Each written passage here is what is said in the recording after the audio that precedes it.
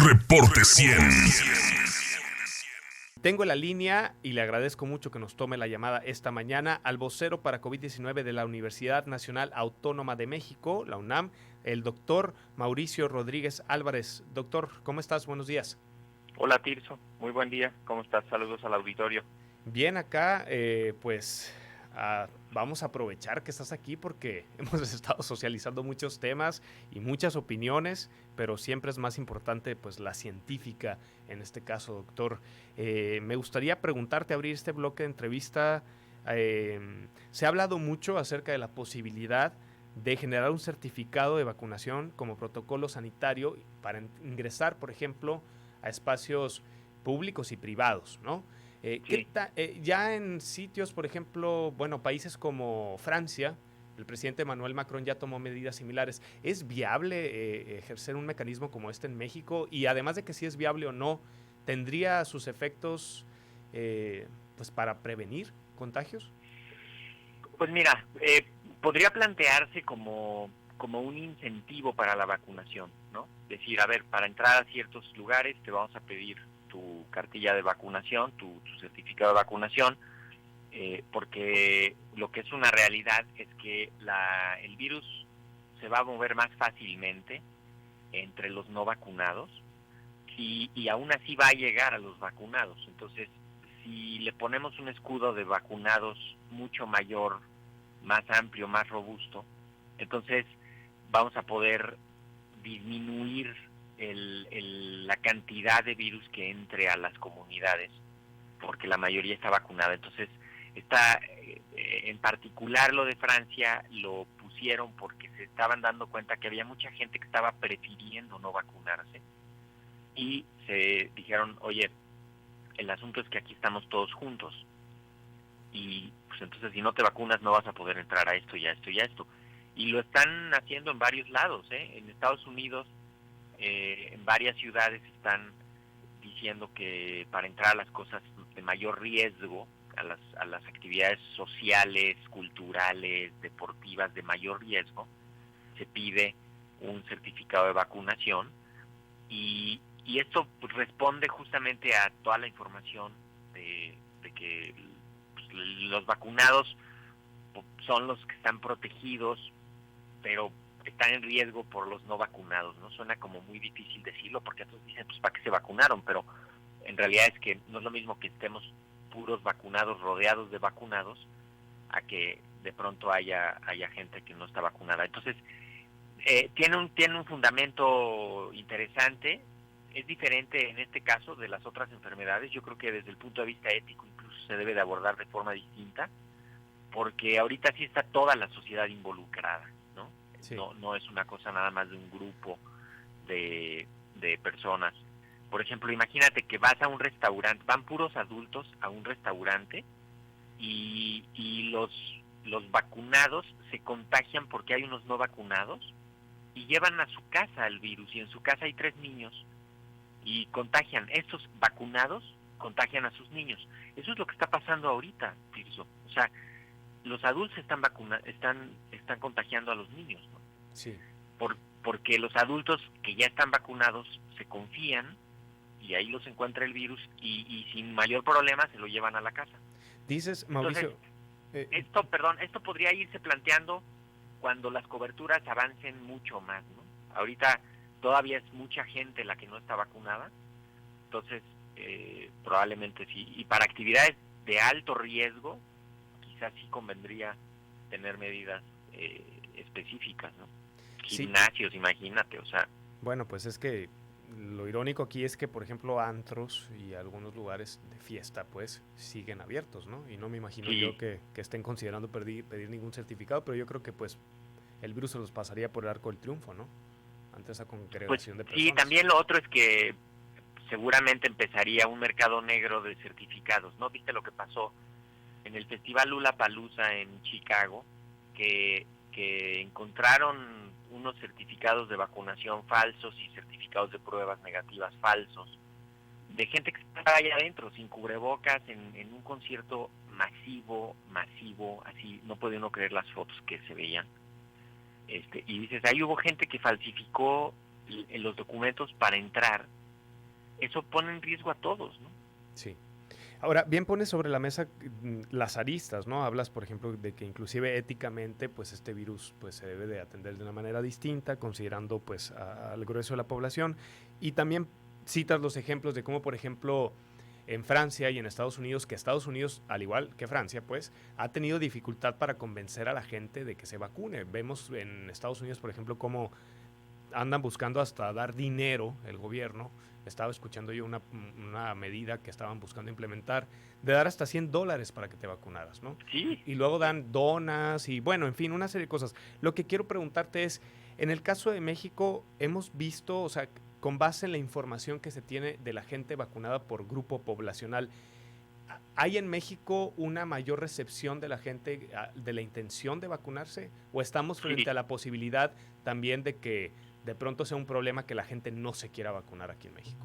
Yo creo que no, hemos visto coberturas muy grandes, muy amplias, hemos visto pues aforos rebasados, ¿no? En los centros de vacunación. Desde luego ha habido algunas excepciones que de lugares donde pues, ese día se quedaron con vacuna, estaban diciendo pásele, vacúnese, o en Chiapas unos días que falló la comunicación local y tuvieron ahí dificultad para que la gente fuera.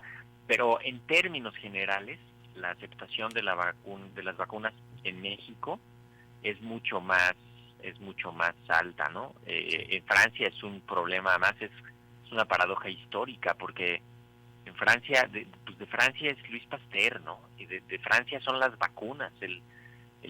Uno de los productores más grandes del mundo de vacunas es francés, ¿no? Que es Sanofi Pasteur. Y no puede uno creer que los franceses tengan este rechazo a las vacunas, que ya había empezado hace algunos años con la vacuna del sarampión. Entonces, en México afortunadamente no. Hay algunos grupos, hay algunas personas así como a nivel pues individual y en su círculo de influencia que pudieran estar promoviendo ideas, pero en cuanto se les muere alguien cerca, Cambian de opinión. es eso, ¿no? Sí. Nosotros hicimos una encuesta muy interesante, ya la estamos preparando para publicar, pero justo lo que encontramos es que los poquititos que no se quieren vacunar, en parte es porque no han tenido la enfermedad cerca, ¿no? Toda la gente que ha tenido casos en casa o cerca, muertos en casa o cerca, todos esos sí se vacunan. Okay. Ahora, me gustaría preguntarte, doctor Mauricio Rodríguez Álvarez, vocero para COVID-19 de la UNAM, en el caso ya de lo que pareciera inminente, ¿no? Este regreso a clases presenciales, lo dijo el presidente, llueve, truene o relampaguee, vamos a regresar presencialmente a clases, después recula un poco y ya dice, bueno, pues tendremos que evaluar las condiciones de las escuelas. En este espacio, ayer, aquí en Sonora, en este espacio de noticias, tuvimos una mesa precisamente con el movimiento de principalmente hay que decirlo, escuelas particulares que quieren que se abran las escuelas, la Asociación Estatal de Padres de Familia que piensa y dice, bueno, pues claro que todos queremos regresar a clases, pero no hay las condiciones, ¿no? Entonces, en medio de este debate, pero que parece Sí. que todos coinciden como en el hecho de que, bueno, independientemente hay que tomar pasos de poco a poco y vamos empezando por algo, pues pareciera que sí va a haber regreso a clases presencial. Y la discusión que se abrió también fue sobre la posibilidad de aplicar vacunas a niñas y niños. Y ayer el presidente dijo a quienes tengan como, no sé si lo dijo exactamente así, pero pues quienes tengan enfermedades que necesiten este refuerzo para no ponernos en una condición vulnerable. Sí. ¿Estamos ante el escenario posible de que se comiencen a vacunar a niñas y niños en México? Ok, a ver, me voy con la primera parte de las clases. El regreso a clases no se hace por decreto, ¿no? El regreso a clases lo construye la comunidad escolar.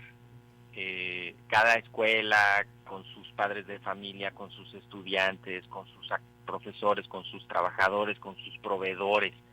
Cada escuela es la que sabe, ¿no? Con sus autoridades locales, con sus condiciones locales, ¿no? Desde luego lo primero es tener bien claro cuáles son los requisitos mínimos indispensables para que una escuela pueda regresar. Ese es el punto de partida, ¿no? O sea, y cuando menos ahí sí podríamos decir, pues tiene que haber facilidad para la ventilación de los espacios, o sea, ventanas, puertas, si hay aparatos y equipos de aire pues, que funcionen correctamente.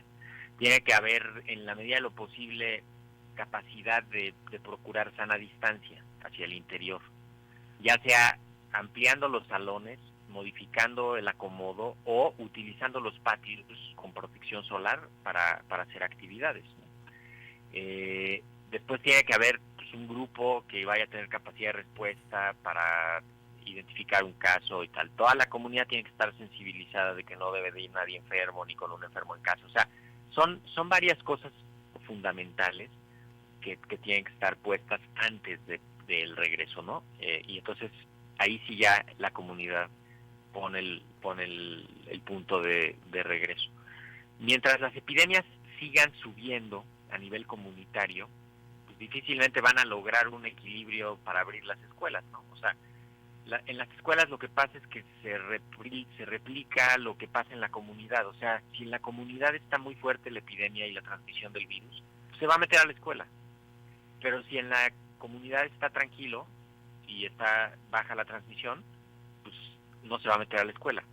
Entonces, definitivamente se necesita pensar en las escuelas, sí se necesita trabajar para lograr tener las condiciones óptimas y lo más importante pues es que los adultos actúen con responsabilidad, porque ahorita que llevamos más de un mes sin escuelas, la epidemia está terrible en muchos lados y solo ha habido actividades de adultos, o sea, no ha habido escuelas. Sí. Los pequeños están en otras 1000 cosas. Entonces, yo creo que más allá de determinar si se regresa o si no se regresa, así como de forma general, por decreto, pues cada lugar va a determinarlo. Por ejemplo, en Coahuila están en semáforo verde, probablemente ellos sí van a regresar. En Aguascalientes también, en Chiapas también están en semáforo verde.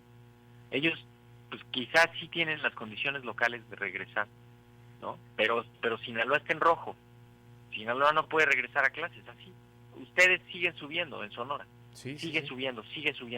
Entiendo lo de...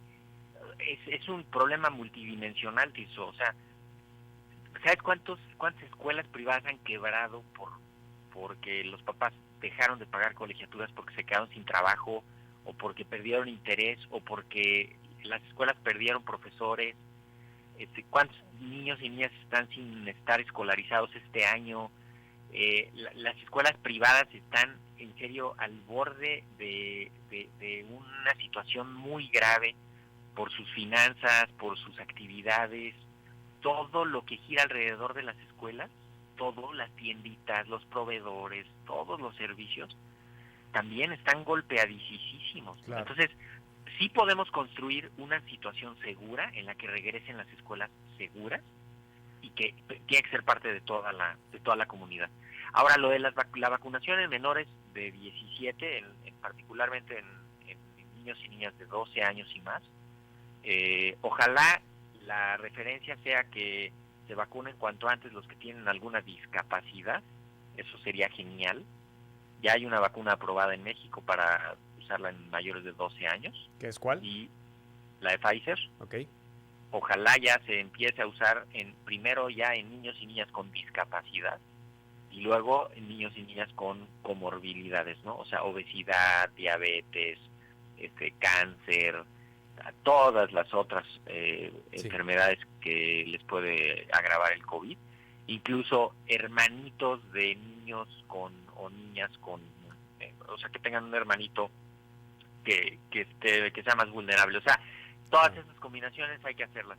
Las vacunas todavía no se van a usar en menores de 12 años, no hay que esperarnos a eso. Tenemos que construir una situación más segura antes de eso y seguir cuidándonos en conjunto. O sea, están abiertos los bares, los billares, los boliches, los cines, los teatros, los parques de diversiones, pero no están abiertas las escuelas. Algo está mal en nuestras prioridades como sociedad, ¿no? Definitivamente. Mauricio, pues, híjole, el tiempo en la radio es un verdugo muy malo, por cierto. Pero me quedo con varios temas que, si te parece, te vamos a buscar para hablar contigo la próxima semana, porque hay muchas preguntas de nuestro auditorio sobre, por ejemplo, la variante Delta, sobre la hospitalización, que si la edad ha bajado o no, sobre si sirve o no vacunarse. Entonces, si te parece, te vamos a buscar para platicar la próxima semana. Sí, quizá nada más y advertir, está aumentando muchísimo el número de niños contagiados por sus papás y sus adultos cercanos. Sí. Los adultos se están exponiendo, se contagian y llevan el virus a la casa. Ahorita hay que cerrarle la entrada, hay que cuidarse otra vez todos, con mucha precaución, aislar a los enfermos, evitar contagios, prevenir complicaciones y seguirnos cuidando y avanzar en la vacunación lo antes posible. Excelente. Bueno, pues doctor Mauricio Rodríguez Álvarez, vocero para COVID-19 de la Universidad Nacional Autónoma de México, muchas gracias por tomarnos esta llamada. Un abrazo, Tirso. Abrazo de vuelta. Hasta luego. Reporte 100.